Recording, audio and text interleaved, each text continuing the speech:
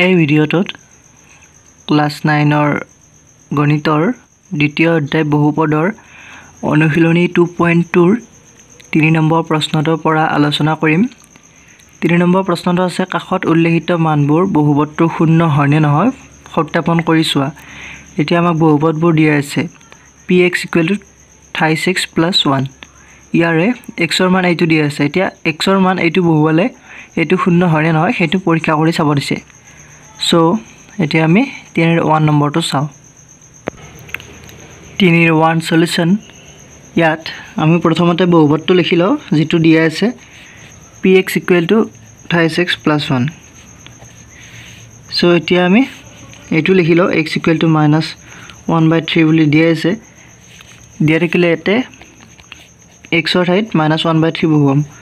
So, p of -1/3 = 3 × -1/3 + 1। এতিয়া 3 3 হৰণ কৰিলে 1 হ'ব। So 1 × -1 -1 + 1। বুজি পাইছা? এইটোৰে এইটো হৰণ কৰিছো। হৰণ কৰিলে 1 হ'ব। So -1 আৰু +1 পূৰণ কৰিলে একে কথা -1 + 1 = 0। এতিয়া দেখিছা আমি এইটো মান বহুৱাৰ লগে লগে -1/3 0 পাই গলো। এতেকে x = -1/3 px ৰ শূন্য হয়। শূন্য হোৱাৰ বাবে এইটো 0 হৈছে। আমি গম পাইছো যে যদি x ৰ এটা মানৰ বাবে যদি গোটেই বহুপদটো 0 হৈ যায় সেইটোৱে হ'ব x ৰ শূন্য। x ৰ শূন্য নহয় বহুপদটোৰ শূন্য। সো ইয়াত x ৰ মান -1/3 বাবে এইটো 0 পাই গলো বহুপদটোৰ মানটো সেইভাবে এইটো হ'ব বহুপদটোৰ শূন্য। px এটা বহুপদ। এতিয়া আমি চাম 3-2 নম্বৰটো 3-2 সলিউশন। প্ৰশ্নটো চাই লও। প্ৰশ্নটো আছে ইয়াত তোমালোকে কিতাপত চাই লবা। মোৰ কিতাপলৈ কেমেৰা লৈ থকা নাই, একেবাৰে কৰি গৈ আছো। px এ দিয়া আছে ইয়াত সকলোবোৰ। সো px = দিয়া আছে 5x - π। তাৰ পিছত x ৰ মান দিয়া আছে 4/5। এতিয়া এতেকে p 4/5 = 5 × 4/5 - π = 5 কেনসেল যাব। সো 4 - π হৈ গল। এতিয়া পাৱাৰ মানটো বহুৱাই চাও। এনেকৈ থনি দিও আমি পাৱাৰ মানটো বহুৱাই চাও। যদি শূন্য হয় হৈ যাব, নহলে আৰু এইটো বহুপদৰ শূন্য নহব। সো 4 - π মানে আমি 22/7 লিখো আসন্ন মান। ইয়াত 3.14 তেনেকুৱা ভৰিব পাৰি। সো আমি এইটোৱে লিখিলো। এতিয়া লসাগু ললো। এইটো 7টো লসাগু লৱাৰ লগে 7 4 পূৰণ হৈ যাব। সো 28 - 22। সো 8 ৰ 2 গলে 6 6/7। এতিয়া p 4/5 বহুৱাৰ লগে লগে এইটো আমি 6/7 পালো। অৰ্থাৎ এইটো শূন্য নাপালো আমি। বুজি পাইছা? এইটো যদি শূন্য পালো হেতেন তেতিয়ালে এইটো বহুপদটোৰ শূন্য হল 4/5। কিন্তু শূন্য নপোৱা বাবে এইটো শূন্য নহব। এতেকে x = 4/5 px ৰ শূন্য নহয়। 3-3 সলিউশন। ইয়াত px দিয়া আছে x² - 1 আৰু x দিয়া আছে 1 আৰু -1। x ৰ মান আমাক দুটা দিয়া আছে। আমি দুটা বহুৱাই চাম। এতেকে p প্ৰথমতে 1 বহুৱাম। p1 বহুৱালে এইটো হ'ব 1² - 1 অৰ্থাৎ 1 - 1 = 0। এইটো শূন্য হ'ব। এতিয়া আমি -1 বহুৱাই চাও। p - 1 = -1² - 1। সো -1² মানে 1 হ'ব। সো 1 - 1 = 0। বুজি পালা নিশ্চয়? এতেকে x = 1 - 1 px ৰ শূন্য হয়। এইখিনি এইটো। এতিয়া আমি 3-4 নম্বৰটো চাও। 3-4 সলিউশন। 4 নম্বৰটো আছে ইয়াত px = x + 1 × x - 2। এতিয়া এইটো আমি পূৰণ কৰি ল'ব লাগিব। ইয়াত দেখিছা সৰল কৰি দিয়া নাই আমাক, ডাইৰেক্ট পূৰণ হৈ আছে। সো এইটো আমি ভাঙি লওঁ।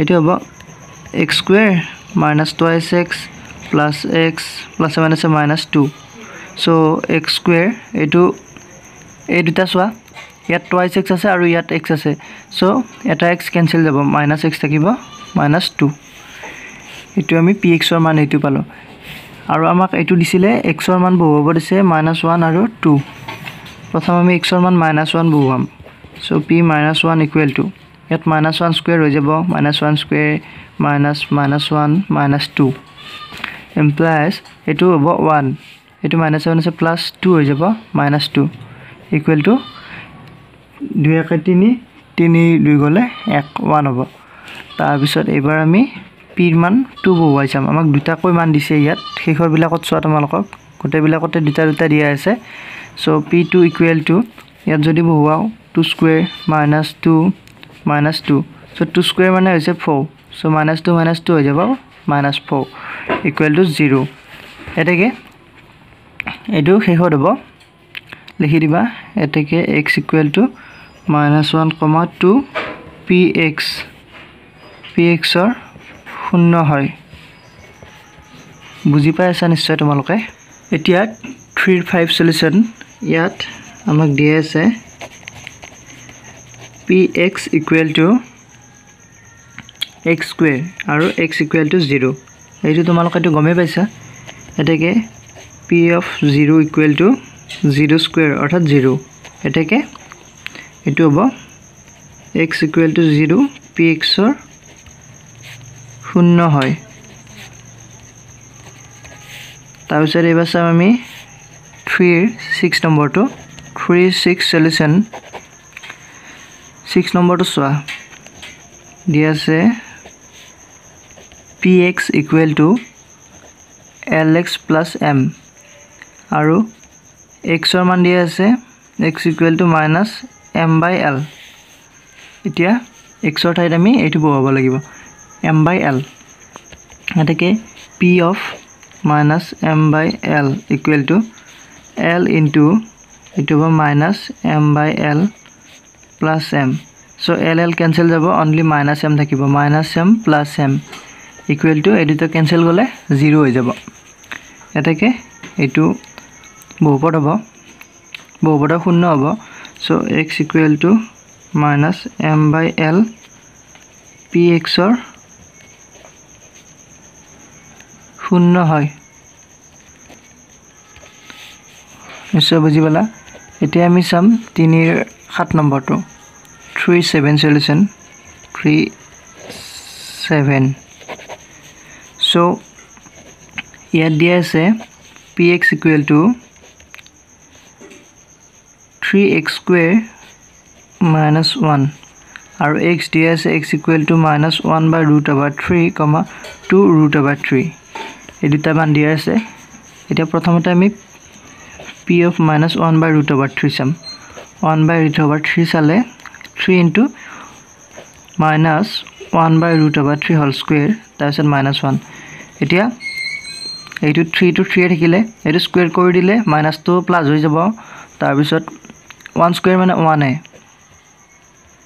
root over 3 square মানে হ'ব 3 so minus 1 3 3 cancel যাব so 1 minus 1 equal to 0 এইটো 0 হ'ব তাৰ পিছত আকৌ এইটো কৰিছো আমি একেলগে p of minus নহয় এইটো only 2 by root over 3 আছে so এইটো চাবা 3 into x square x মানে আছে 2 by root over 3 whole square minus 1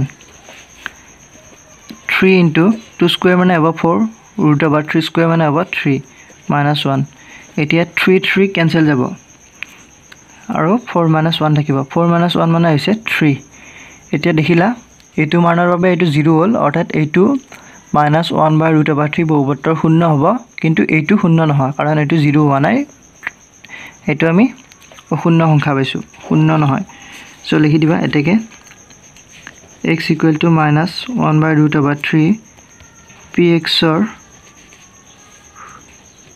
0 হয় তাৰ পিছত আৰু x equal to 2 by root over 3 px or শূন্য নহয় বুজি পাইছা নিশ্চয়